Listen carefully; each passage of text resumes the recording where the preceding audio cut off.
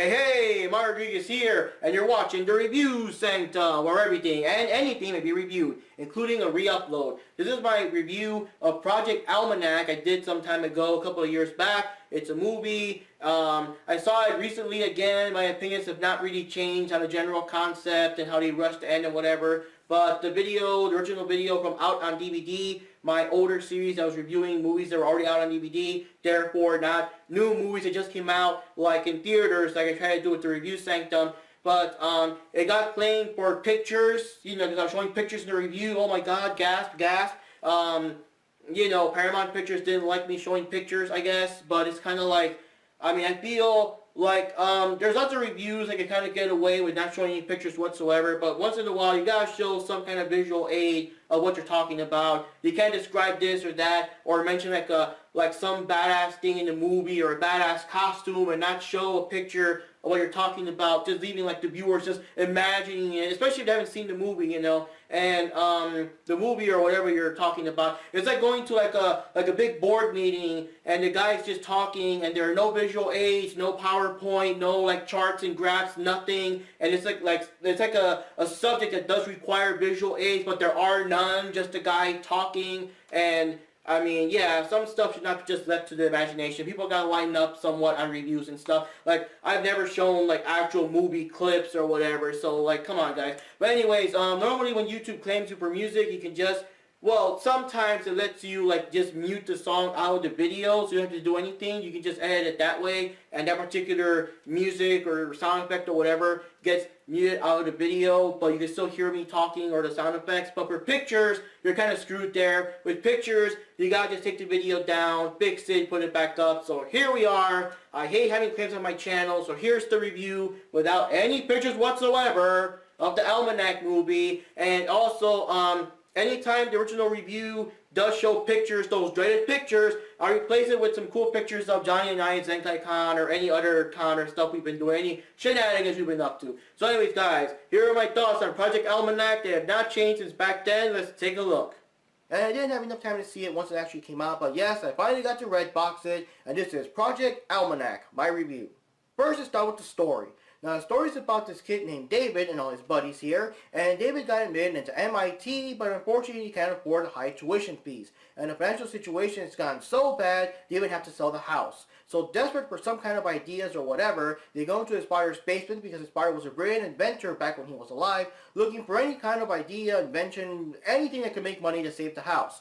Now, during this, David and his sister Christina find this old video camera, and they have footage of David's 7-year-old birthday party. But the thing is, when they check the camera closer and everything, there's the frame, this little split-second frame, like in the mirror, like a reflection of the mirror in the party that has modern-day teenage David there, even though this is supposed to be his 7-year-old birthday party. So, of course, it's kind of weird, like, what's going on. And this is, of course, way back in the day before Photoshop and all that stuff. So they all check it out. They're all, like, curious about it. They find out that that David's father actually made a working time machine. So they, investigated it. They actually finished building it, tested it out, blah, blah, blah. And yes, these kids now have a fully functioning time machine. And they go back in time to fix like their old mistakes or to win the lottery. There's this big kind of Woodstock kind of school concert thing called Lollapalooza that they missed out on the first time. So now they're going to go back 3 months in time to go to it this time.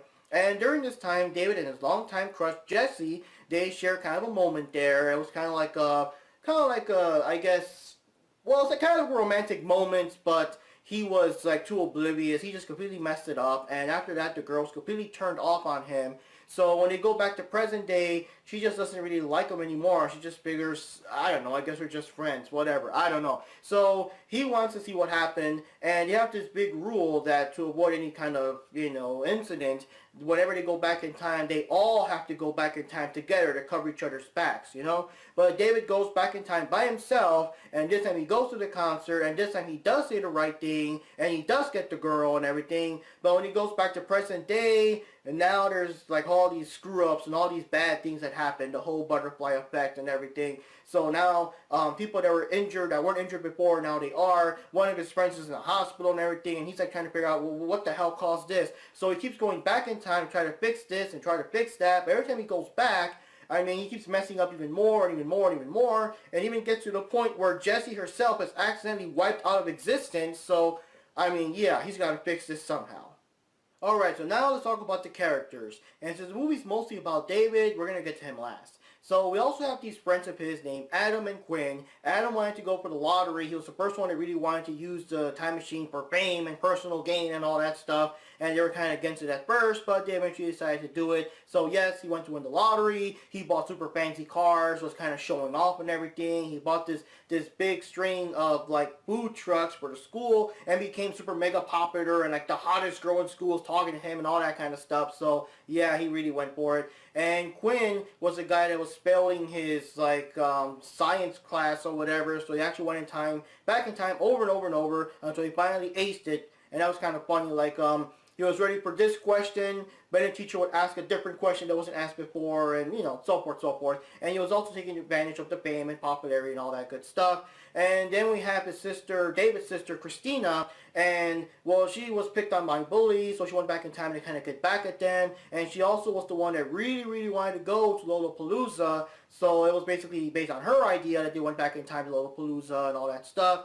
And then we have Jessie. Jessie's like the outsider, I guess. She was like David's crush, and you know, they kind of sort of talked a bit because they accidentally grabbed each other's bags, which look identical and everything. And during the whole experiment with the time machine, there was a party next door. Jessie was there, so when she heard the noise or whatever and came to see what's going on, she was kind of like involved, and she became part of the group.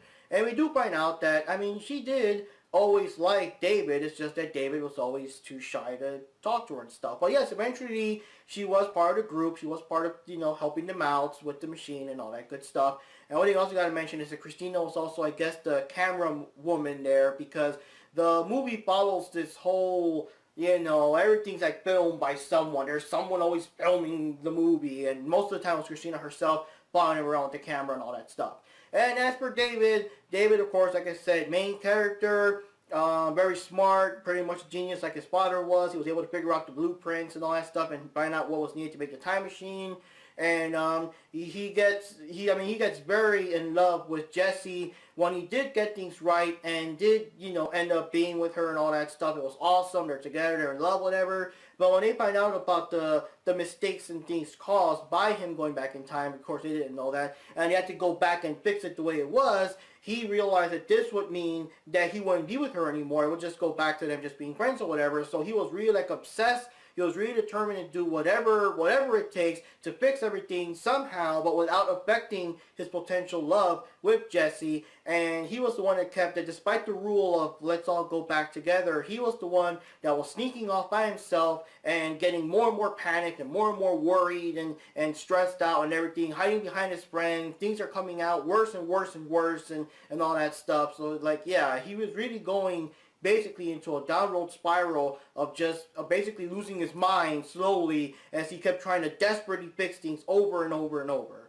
Alright, so what are my thoughts on the movie? It's kind of a weird movie. It's like the pacing is so weird, especially near the end. They just try to rush and cram everything into the end of the movie. It's so weird. It's like, I don't know what happened there. Or it's like, well, the movie starts out with all the build-up stuff. You know, they gotta introduce the characters, you gotta make us know who they are, care about them, kind of get an idea what their normal life is like before all the weird shit happens. They know about the time machine, so there's that whole moment of disbelief, and are you crazy? This can't be real, and all that kind of stuff. Once you get past the disbelief, they actually start working on it. So of course, lots of experiments, trying to figure out the blueprints, what's missing, what's wrong. Then, you know, like a power source, because the thing sucks a lot of power, and, you know, experiments and all that stuff until they finally get it to work. And then when it works, you know, they just win the lottery. So now they're winning the lottery. They got money, they got cars, they got their own line of food trucks and all the fame and popularity in school and everything. Then it's like, let's go to Lollapalooza. And they spend a whole lot of time there at the concert. Everyone's having fun and VIP backstage passes. And it just goes on and on for a while. And you're kind of left wondering, like, okay, so when is all the bad stuff going to happen? And then, like, all of a sudden, the director decided, hey, wait, this movie needs conflict, doesn't it? So all of a sudden, almost like in the last half hour or so of the movie, they just start cramming all this stuff. Bad stuff's happening. David goes back in time by himself to try to fix it while his friends knowing about it. More bad stuff starts happening. You know, his friend's in the hospital. Jesse's wiped from existence. The police think that he's responsible somehow for a disappearance or murder or something, you know. Like, all this shit's going on, and he's going crazy, losing his mind, and everything's like, you know, it's just so rushed. You're like, what the hell's going on? Like, dude, you know, they really had to expand more on it, you know? It's like, imagine watching Back to the Future and you spend more than half the movie on just getting the DeLorean to work and go through time, and then spending another big chunk on, like, Doc Brown and Marty McFly going to the future and seeing how awesome it is, how advanced it is, and all that kind of stuff. And then, like, all of a sudden, the last half hour or so, they just try to cram in the whole sports almanac and Bip's Bad Future and going back trying to fix it and all that kind of stuff. Like, in the last half hour, like that rush.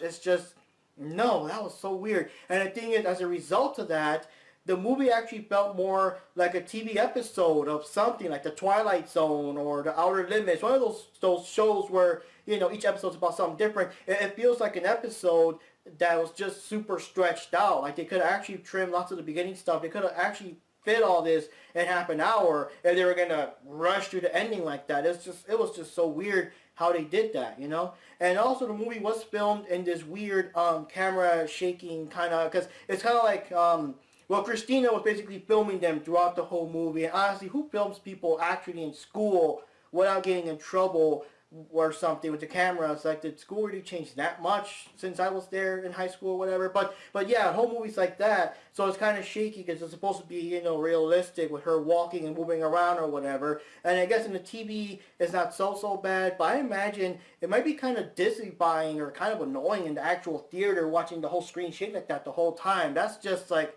I don't know, it's kind of weird. But I guess nowadays, a lot of people like all of this, like, found footage kind of movies and stuff like that. And as for the movie itself, you know, interesting, lots of time travel stuff, the usual theory, the butterfly effect theory, that if you go back in time and change so much as one thing, somehow it's going to affect more and more stuff. And yeah, it was kind of weird. Even Paige asked, like, how do them being at the concert, just because they were at the concert, how does that lead to a plane crash? But, you know, it does kind of explain, you know, things happen that would not have happened because you were not there and stuff like that. And another weird thing about the time travel, of course, the side effect is that when you go back in time and do something, like let's say you go back in time a week or so and do something, when you come back to your present day, everything is different now. But the bad thing is that since you went back in time, you don't know what the hell happened that last week.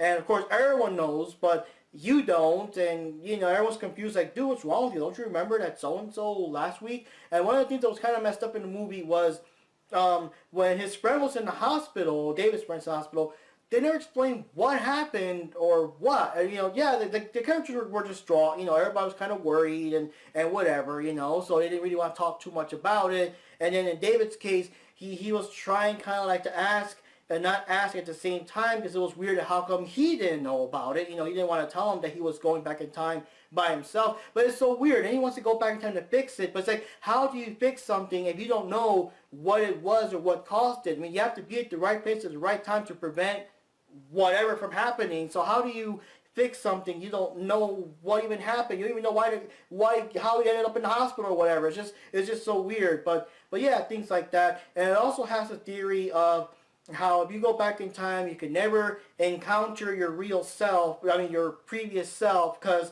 you know, shit happens. In this case, in this movie, you basically fade from existence if you see your previous self. And there's some things that are kind of weird with that too, because, like, when he went back in time to fix, like, Quinn failing his algebra class, it's like past Quinn was walking down the hall, and they kind of sent Christina to like intercept him and make him go someplace else, so that the modern day Quinn can go in there and take the class and all that stuff. But it's kind of weird though, because then when you go back in time to the Lollapalooza and David was trying to fix this little scene there with Jesse, where's the other David? Where's the David from that time? How did he get rid of his other self somehow and talk to her without bumping into each other. You know, that's kind of weird. And he would go back and try to fix it, you know, like all these other times. How did he not run into himself, or how did he avoid that? That was the part that was kind of weird. That was the part that was kind of like they could explain that or did something. It was just kind of strange.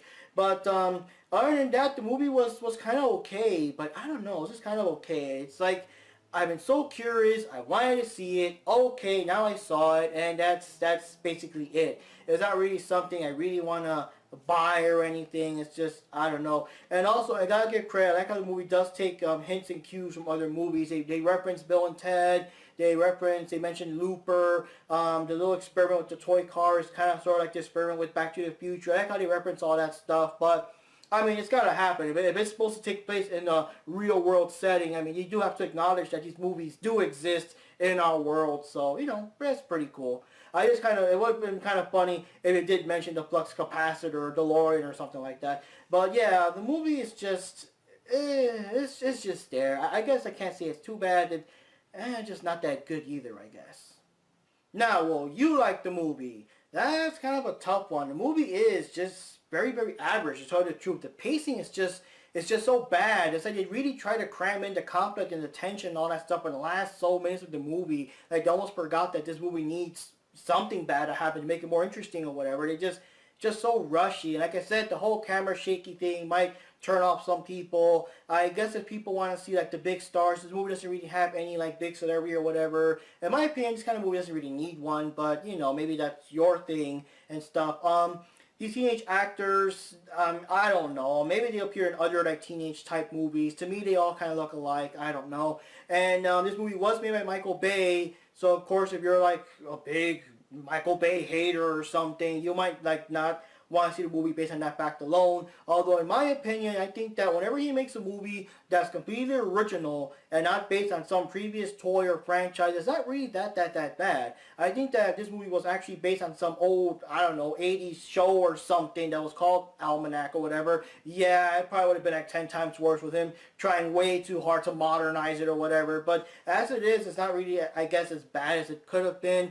But the movie is just, it's just so average. It's like, it could have been a TV episode. It honestly could have been a TV episode or a made-for-TV movie. I mean, even the effects, the effects were okay. You know, I'm not saying a movie has to have like multi-million-dollar effects to be good. But I mean, I'm just saying these effects aren't anything that couldn't be done on a normal TV budget. So this could have been like an hour-long TV movie or something like that. It was just kind of, it's just kind of there. And as for recommendations, I don't know. I would not recommend buying the movie. Just rent it first. Just rent it. See if you like it. It's probably not the best of the time travel type movies. Butterfly Effect probably did it better. They were kind of going for that vibe. So that movie probably did it better.